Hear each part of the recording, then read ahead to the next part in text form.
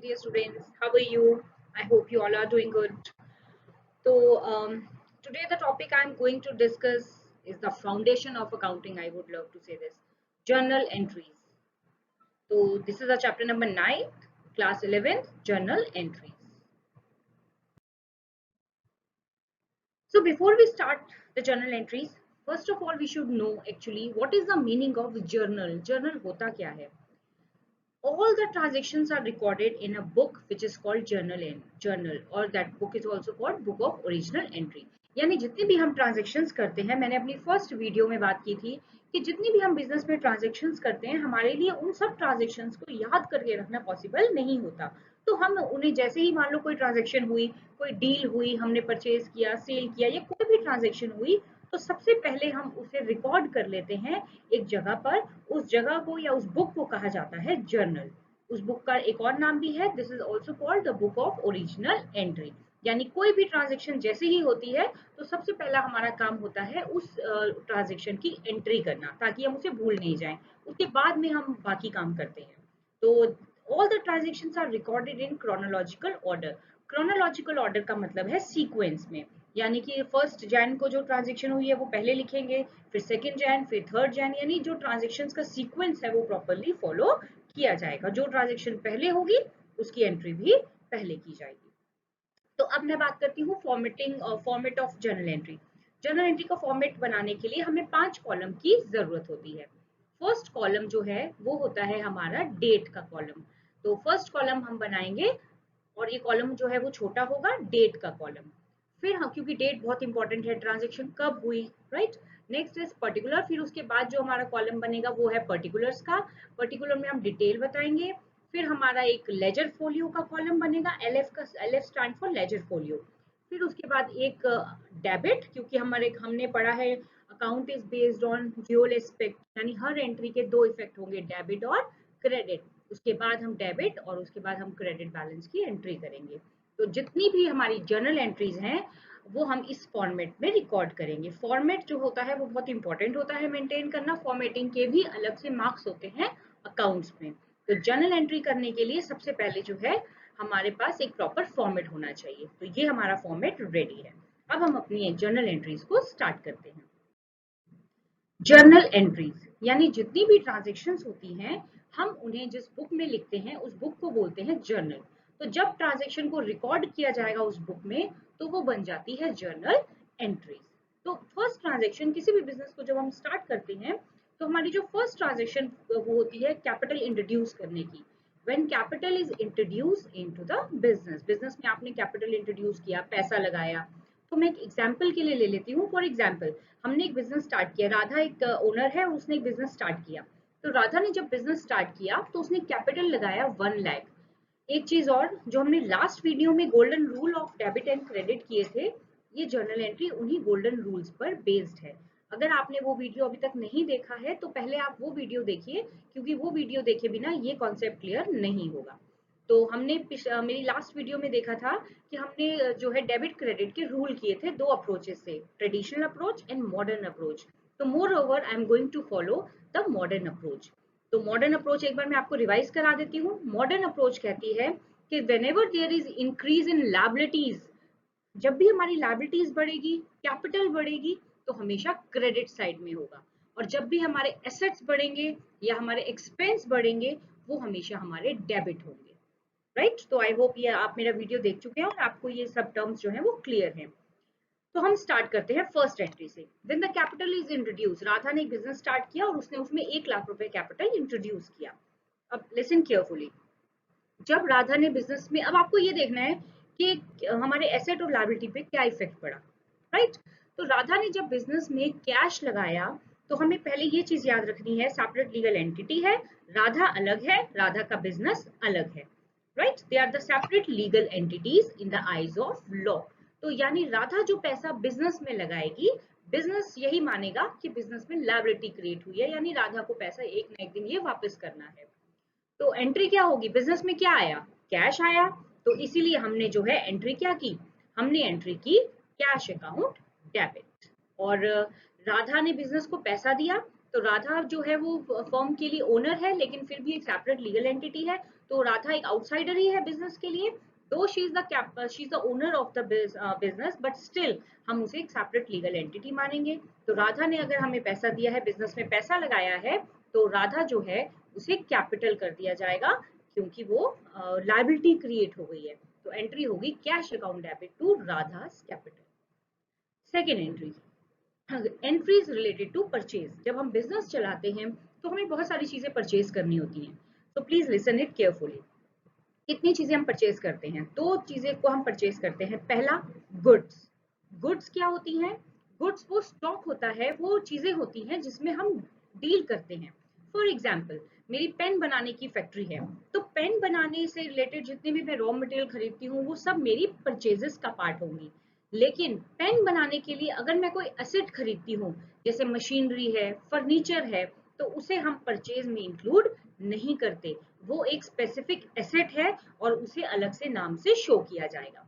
तो अभी हम एक एग्जांपल्स के साथ इसको क्लियर करते हैं। For example, goods purchase, goods का मतलब है स्टॉक जिसमें हम रेगुलर डील करते हैं।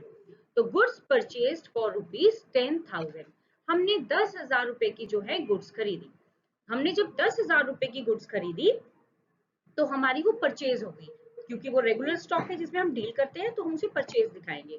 तो हमारे पास आया क्या? What comes in? एसेट्स हो गए। एसेट्स हमारे बढ़ गए जब हमने स्टॉक क्रिएट किया। स्टॉक हमारा एसेट है और स्टॉक बढ़ गया, और जब भी हमारा स्टॉक बढ़ेगा, परचेज बढ़ेगा, वो डेबिट होगा, क्योंकि हमारा गोल्डन रूल ये कहता है कि जब भी एसेट बढ़ेंगे, एसेट डेबिट होंगे। राइट। नेक्स्ट, अब हमारे पास एक गया क्या? हमने, आप खुद सोचिए, आपने मार्केट में जाके कोई चीज खरीदी, आपने परचेज किया, तो परचेज अकाउंट डेबिट, और आपके पास से क्या गया? कैश गया। तो कैश आपके एसेट थे, और जब एसेट जाएगा तो वो क्रेडिट होगा। तो purchase account debit to cash. Stock आपके पास आया और कैश आपके पास से गया, यानी एक एसेट बढ़ गया इसीलिए डेबिट, और दूसरा एसेट कम हो गया इसीलिए credit. Third entry is goods purchase from Ram for ₹5,000। आपने राम से गुड्स खरीदी 5,000 की। Goods purchase from Ram for ₹5,000। एक चीज में आप ऊपर वाली सेकंड एंट्री और थर्ड एंट्री में अगर मैं कंपैरिजन करूं, तो सेकंड एंट्री में जो था गुड्स परचेज फॉर ₹10,000, वहां किसी का नाम नहीं दिया हुआ था, वहां सिर्फ आपसे ये बोला कि हमने गुड्स खरीदी है 10,000 की। लेकिन इस नेक्स्ट एंट्री में, थर्ड में, goods purchase from Ram, Ram से हमने गुड्स खरीदी है 5,000 रुपए की। जब भी किसी पर्सन का नाम दिया होता है और कैश के बारे में कुछ नहीं कहा जाता, तो हम ये मानेंगे कि ये गुड्स हमने उधार पे खरीदी है। इससे पहली वाली एंट्री में हमने कैश वर्ड यूज किया था, इस एंट्री में आपको राम का नाम दिया हुआ है कि राम से आपने गुड्स खरीदी 5,000 की। इसका मतलब ये गुड्स हमने उधार पर खरीदी होंगी, क्रेडिट पे खरीदी होंगी। तो जब हम किसी से उधार पे सामान खरीदते हैं तो हमारे लिए क्या बढ़ जाती है? Definitely liability. आज पैसा नहीं दिया लेकिन कल तो देना है। तो जब भी लायबिलिटीज बढ़ती हैं वो क्या होती हैं? क्रेडिट। यस, जब भी लायबिलिटी बढ़ती है तो वो क्रेडिट होती है। तो हमने गुड्स खरीदी, हमारे पास स्टॉक आया, एसेट बढ़ गए, और जब भी एसेट बढ़ते हैं वह हमेशा डेबिट बैलेंस होते हैं, इसीलिए हमने परचेज को डेबिट में दिखाया। और हमने क्रेडिट में क्या दिखाया? राम टू राम, क्योंकि राम जो है अब वो हमारा क्रेडिटर बन गया है, हमारी लायबिलिटी बन गई है। आप मार्केट से शॉपिंग करने गए, फॉर एग्जाम्पल आपने मार्केट से कुछ ग्रोसरी खरीदी और आपने शॉपकीपर को बोला कि भैया पैसे कल दे देंगे, तो आपके ऊपर एक बर्डन क्रिएट हो गया है कि आपको उसको पेमेंट करनी है कल। तो सिमिलर सिचुएशन यहाँ भी है। तो परचेजेस अकाउंट डेबिट, हमने गुड्स खरीदी, एसेट बढ़ गए हमारे, इसलिए हमने डेबिट किया। राम हमारी लायबिलिटी बन गया है, हमें राम को पेमेंट करनी है फ्यूचर में, इसीलिए हमने राम को क्रेडिट किया है। तो Ram has been credited. Right. अच्छा, एक चीज और, ये जो नीचे लिखा है being goods purchase from Ram, इसे बोलते हैं नरेशन। हर जर्नल एंट्री के बाद आपको नरेशन लिखनी है। नरेशन का मतलब होता है वो एंट्री किससे रिलेटेड है, उस एंट्री के बारे में आपको इंफॉर्मेशन देनी है। तो it is very compulsory that with every journal entry you write down its narration also. तो आपको नरेशन लिखना भी जरूरी है जर्नल एंट्रीज में। नेक्स्ट टॉपिक जो है हमारा, नेक्स्ट जर्नल एंट्री है वो है machinery purchased for ₹20,000। As we have already discussed कि जब हम स्टॉक खरीदते हैं, स्टॉक का मतलब वो चीजें जो हमारा बिजनेस जिसमें हम डील करते हैं रूटीन में, मैंने पेन बनाने का बिजनेस है तो पेन से रिलेटेड जितनी भी चीजें मैं खरीदती हूँ और उसको रीसेल करती हूँ वो मेरा स्टॉक है। लेकिन उस पेन को बनाने के लिए जितने भी एसेट्स मैं लेती हूँ जिन्हें रीसेल नहीं किया जाता, जैसे मान लीजिए पेन बनाने के लिए हमने मशीनरी खरीदी और ऑफिस फैक्ट्री के ऑफिस के लिए हमने फर्नीचर खरीदा, तो क्या हम उस फर्नीचर और मशीनरी को बार बार रीसेल कर रहे हैं? नो, वो हमारे फिक्स्ड एसेट्स हैं। तो ये एसेट जब हम खरीदते हैं तो हम इन्हें परचेजेस में शो नहीं करते। परचेजेस में सिर्फ वही चीजें आती हैं जिसे हम रीसेल करते हैं। तो मशीनरी तो हमने प्रोडक्शन के लिए लिया है तो मशीनरी को हम रीसेल नहीं करेंगे, वो हमारा स्पेसिफिक एसेट है और स्पेसिफिक एसेट को हम उसी के नाम से शो करते हैं। तो हम जो एंट्री करेंगे, हमने मशीनरी खरीदी 20,000 रुपए की, किसी का नाम नहीं दिया हुआ, तो इसका मतलब हमने कैश में खरीदी। तो मैंने मशीन खरीदी, मेरे पास क्या आया? एसेट क्रिएट हुआ, हमने एक मशीन खरीदी, राइट? फिर मशीन अकाउंट डेबिट और मेरे पास से गया क्या? मेरे पास से कैश चला गया, क्योंकि मैंने वो मशीन कैश में खरीदी। तो व्हाट गोज आउट, मेरे पास से क्या गया? कैश गया, और मेरा एसेट जो था वो कम हो गया। यानी एक एसेट मेरा बढ़ गया, मशीन मेरी बढ़ गई, और जो मेरे कैश है वो कैश जो है मेरा कम हो गया। तो एंट्री हो गई machinery account debit to cash. I hope this entry is clear. Next जो एंट्री है हमारी वो है furniture purchase for ₹10,000 from Sohan. Sohan से आपने 10,000 रुपए का फर्नीचर खरीदा। अब एक चीज आप नोटिस करिए, इसमें भी हमने फर्नीचर खरीदा है। फर्नीचर का क्या मतलब हुआ? Specific asset. हम जब फर्नीचर खरीदेंगे बिजनेस के लिए, हम उसको रीसेल के पर्पस के लिए नहीं खरीद रहे, वो मेरा एक एसेट है जो लॉन्ग टाइम तक, फर्नीचर हमने चेयर्स खरीदी, टेबल खरीदा, तो ये सब फर्नीचर हम अपने ऑफिस में रखने के लिए ले रहे हैं, तो इसीलिए इसे भी हम परचेज में इंक्लूड नहीं करेंगे। इसके लिए हम अब मेरे जो है सेपरेट स्पेसिफिक एसेट का अकाउंट बनाएंगे। दूसरी चीज, हमने सोहन से खरीदा, नाम दिया हुआ है, इसका मतलब हमने ये कैसे खरीदा होगा? हमने ये क्रेडिट पे खरीदा होगा। तो हमने ये फर्नीचर किससे खरीदा? सोहन से, यानी हमने उसको पेमेंट नहीं की, तो कैश नहीं गया मेरे पास से। तो मैंने एंट्री क्या की? मैंने एंट्री की व्हाट कम्स इन, मेरे पास क्या आया? मेरे पास आया फर्नीचर। और मेरे पास से क्या गया? क्या मेरे पास से कैश गया? नहीं, मैंने उधार पे खरीदी है, तो मेरे पास से कैश तो नहीं गया। तो लेकिन मेरी क्या इंक्रीज हो गई है? लायबिलिटी इंक्रीज हो गई है। सोहन को मुझे 10,000 रुपए देने हैं, अब नहीं देंगे तो फ्यूचर में देंगे। बर्डन है, लायबिलिटी है, और लायबिलिटी जब भी बढ़ती है हमेशा क्रेडिट होती है। तो सोहन मेरे लिए लायबिलिटी बन गया है, और सोहन को इसीलिए मैंने क्रेडिट में रखा है 10,000 रुपीज से। तो एंट्री हमारी हो गई furniture account debit to Sohan account. मेरे पास फर्नीचर आया, असेट आया, इसीलिए मैंने उसको डेबिट कर दिया, और मेरी लायबिलिटी बढ़ गई, और लायबिलिटी जब बढ़ती है हम उसे हमेशा क्रेडिट करते हैं। आई hope this entry is clear. फिर लास्ट में हमने एक नरेशन लिख दिया, बीइंग फर्नीचर परचेज। उसके बाद हमारी नेक्स्ट एंट्री आती है एंट्रीज रिलेटेड टू सेल। अब जब हम सेल करते हैं, यानी हमने जो स्टॉक बनाया, जो गुड्स बनाई, अब हम उन्हें सेल करेंगे। अब आप थोड़ा सा कॉमन सेंस अगर हम अप्लाई करें, जब भी हम सेल करते हैं, हमने कोई चीज बेची, तो हमारे पास क्या आएगा? किसी का नाम गिवन नहीं है, इसका मतलब कैश में ट्रांजेक्शन हुई है। तो एंट्री है गुड्स सोल्ड फॉर ₹3,000। जब हमने चीज बेची तो हमारे पास क्या आया? कैश आया, तो एसेट बढ़ गया, एसेट बढ़ता है तो डेबिट होता है, इसीलिए हमने कैश को डेबिट कर दिया। और हमारे पास से स्टॉक चला गया, हमने कैश आया और सामान गया, हमने सेल्स की, तो सेल्स हमारी इनकम होती है, और all incomes got credit balance. आपको याद होगा हमने मॉडर्न अप्रोच में किया था कि जब भी रेवेन्यू या इनकम होते हैं और वो बढ़ते हैं तो हमेशा क्रेडिट होते हैं। तो इसीलिए cash account debit to sales account. Next, building sold for ₹20,000। अब हमने बिल्डिंग बेची, बिल्डिंग हमारा स्पेसिफिक एसेट है, वो सेल्स नहीं है। हमारा काम बिल्डिंग बेचने का नहीं है, हमारा काम तो पेन बनाने का था। उस मान लीजिए एक बिल्डिंग पड़ी थी हमारे पास जो यूज नहीं हो रही थी, हमने उसको बेचा। तो बिल्डिंग जब हमने बेची, किसी का नाम गिवन नहीं है, यानी कैश में एंट्री है। तो जब मैंने बिल्डिंग बेची तो मेरे पास, बिजनेस के पास क्या आएगा? कैश आएगा। तो जब बिजनेस अपनी सामान को बेचता है तो उसके पास क्या आया? कैश आया। और उसके पास से गया क्या? कौन सा एसेट कम हुआ? बिल्डिंग चली गई, तो बिल्डिंग को हमने क्रेडिट कर दिया, क्योंकि जब एसेट कम होते हैं तो क्रेडिट होते हैं। तो कैश मेरे पास आ गया, उसको डेबिट किया हमने, एसेट था बढ़ गया इसलिए डेबिट हो गया, एक एसेट बढ़ गया, एक एसेट कम हो गया, कैश बढ़ गया और बिल्डिंग कम हो गई, तो एंट्री हो गई cash account debit to building account and the narration is being building sold. तो नरेशन जरूर लिखना है आपको, इसके भी अलग से मार्क्स होते हैं। The next entry is furniture worth rupees 10,000 was sold to Suresh. अब इसको केयरफुली सुनिए। पहली बात, इसमें सुरेश का नाम दिया हुआ है, the name is given to you, it means ये ट्रांजेक्शन जो है हमारी क्रेडिट पे हुई है, उधार पे हुई है। हमने 10,000 का फर्नीचर जो है सुरेश को बेचा। अब आपके पास क्या एसेट बढ़ा या लायबिलिटी बढ़ी, ध्यान से सुनिएगा।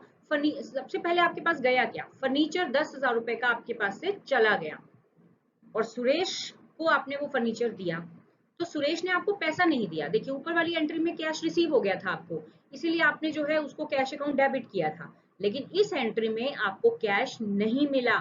सुरेश आपको वो कैश बाद में देगा। बाद में देगा मतलब सुरेश आपका डेटर बन गया, आपका एसेट बन गया, तो इसीलिए आपने एंट्री की सुरेश अकाउंट डेबिट। ऊपर वाली एंट्री में कैश मिल गया था इसलिए कैश को डेबिट कर दिया, यहाँ आपको कैश नहीं मिला लेकिन फ्यूचर में तो मिलेगा, तो आपके एसेट हो गए, तो इसीलिए सुरेश अकाउंट को हमने डेबिट कर दिया। और मेरे पास से गया क्या, मेरा फर्नीचर तो चला गया, तो फर्नीचर अकाउंट को हमने क्रेडिट कर दिया to furniture 10,000। Suresh account debit to furniture, furniture चला गया, एसेट कम हो गया, इसीलिए एसेट क्रेडिट हो गया। I hope the entry is clear. Next entry is goods costing rupees 5,000 sold for 6,000. Listen it carefully. 5,000 का मेरा स्टॉक था, ये स्टॉक है मेरा जिसमें मैं डील करती हूँ। मेरा 5,000 का सामान जो है वो 6,000 में बिक गया, यानी मैंने सेल्स की, और सेल्स मेरी क्या होती हैं, इनकम होती है। और मॉडर्न कॉन्सेप्ट में हमने पढ़ा है कि जब भी मेरा इनकम बढ़ती है तो हमेशा क्रेडिट होती है। तो मैंने 6,000 की जो है इनकम अर्न की, यानी सेल्स की, तो मेरे पास क्या आया, मेरे पास 6,000 रुपीज का कैश आया। और मेरे पास से गया क्या, मैंने क्या किया, मैंने इनकम अर्न की, और इनकम हमेशा जब भी बढ़ती है वो क्रेडिट होती है, तो एंट्री हो गई मेरी cash account debit to sales account. पैसा आया तो कैश डेबिट हो गया, और मेरे जो इनकम आई मेरे पास, और जितनी भी इनकम होती है वो हमारी क्रेडिट होती है, और जितने भी एक्सपेंसेस होते हैं वो डेबिट होते हैं, वो हम नेक्स्ट क्लास में पढ़ेंगे। The next entry is machine costing rupees 13,000 were sold to Kavish for rupees 15,000। 13,000 की जो मशीनरी थी वो हमने काविश को बेची 15,000 में। अब ध्यान से सुनिएगा, ऊपर वाली एंट्री जो हमने अभी की, 5,000 की जो मेरी गुड्स थी, वो गुड्स मैंने कितने की बेची, 6,000 की। मुझे प्रॉफिट तो हुआ, लेकिन मैंने उस प्रॉफिट की कोई एंट्री नहीं की, क्योंकि वो मेरी सेल में ऑलरेडी इंक्लूड हो गया, राइट। लेकिन क्योंकि वो मेरी वो मेरा स्टॉक था, यहाँ मैंने एक मशीन बेची, मशीन मेरा एक स्पेसिफिक एसेट है, मशीन को मैं रीसेल नहीं करती हूँ। उस 13,000 के एसेट को हमने कितने में बेचा, 15,000 में बेचा, यानी मशीन की सेल के टाइम मुझे 2,000 का प्रॉफिट हुआ। तो सबसे पहली बात, मशीन बिक गई हमारी, 13,000 की मेरी मशीन चली गई, एसेट कम हो गया, कितने का, 13,000 का, इसीलिए हमने मशीनरी अकाउंट को क्रेडिट किया कितने से, 13,000 से। और उसके बाद 2,000 का मुझे प्रॉफिट हुआ। हमेशा मैंने बोला है मॉडर्न अप्रोच में जब भी प्रॉफिट्स होंगे वो हमेशा क्रेडिट होंगे, तो 2,000 का मुझे प्रॉफिट हुआ, उस 2,000 को भी हमने क्या किया, उस 2,000 को भी हमने क्रेडिट कर दिया, तो ये मेरा 2,000 और क्रेडिट हो गया, तो टोटल मेरे पास आ गया 15,000। यानी यहाँ पर एक चीज और, काविश का नाम दिया हुआ है, इसका मतलब जो हमारी सेल्स है उसमें हमें जो हमने मशीन बेची है हमें कैश नहीं मिला, हमारे डेटर बन गए, कविश हमें वो पैसा बाद में देगा। बाद में देगा मतलब वो मेरा एसेट बन गया है और वो मेरा डेटर बन गया है, वो मुझे पेमेंट फ्यूचर में करेगा, तो मैंने इस डेटर बन गए, एसेट बढ़ गया है, इसलिए उसको डेबिट में लिखा। तो एंट्री हो गई Kavish account debit to machinery to profit and loss account. 13,000 की मशीन थी, 2,000 प्रॉफिट हुआ, और काविश मुझे फ्यूचर में कितनी पेमेंट करेगा, 15,000 की। तो आप 9th और 10th एंट्री का डिफरेंस आई होप कि समझ गए होंगे।